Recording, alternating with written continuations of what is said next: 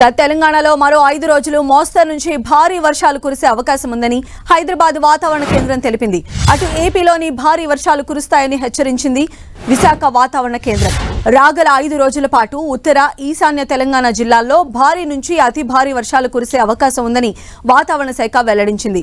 ఆగ్నేయ పశ్చిమ బంగాళాఖాతంలో అల్పపీడనంతో పాటు షియర్ జోన్ ఏర్పడిందని ఈ ప్రభావంతోనే వర్షాలు కురుస్తాయని తెలిపింది. మొన్నటి వరకు కనిపించకుండా పోయిన వరుణుడు గత 3 రోజుల నుంచి మళ్లీ తన ప్రతాపాన్ని చూపుతున్నాడు. భారీ వర్షాల నేపథ్యంలో పలు జిల్లాలకు ఆరెంజ్ అలర్ట్, ఎల్లో అలర్ట్ జారీ చేసింది వాతావరణ శాఖ. ఆయా జిల్లాల్లో ఉరుములు, మెరుపులు, ఈదురుగాలులతో కూడిన భారీ వర్షాలు కురవచ్చని తెలిపింది. కొన్ని జిల్లాల్లో భారీ వర్షాలు కురుస్తాయని పేర్కొంది. భారీ వర్షాలకు హైదరాబాద్లోని హుస్సేన్ సాగర్ నిండు కుండలా మారింది.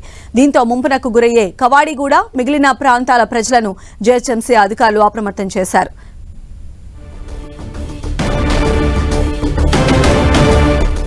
మరో 5 రోజుల పాటు కూడా భారీ వర్షాలు వాతావరణ శాఖ హెచ్చరికలు అయితే జారీ చేసింది. మరిన్ని అప్డేట్స్ కూడా తెలుసుకుందాం. మా ప్రతినిధి రాముడు మనకు అందుబాటులో ఉన్నారు. రాముడు,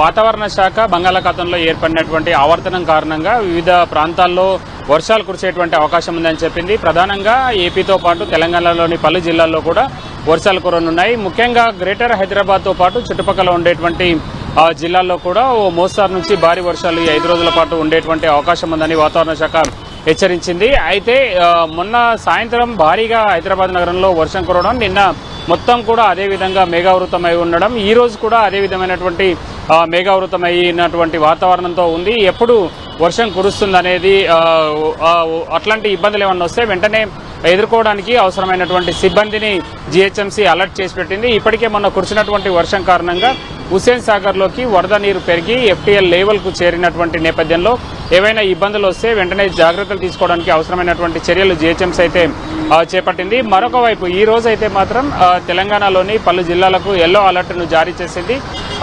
30 నుంచి 40 కిలోమీటర్ల వేగంతో ఈదురుగాలులు వీస్తాయి. కొన్ని ప్రాంతాల్లో ఎక్కువగా వర్షం కురిసేటువంటి అవకాశం ఉంది.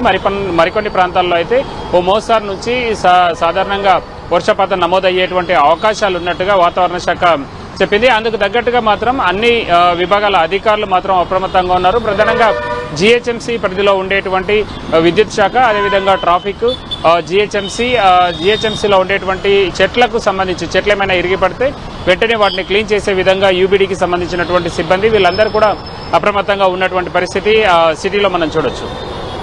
ఓకే, రైట్ రాముడు.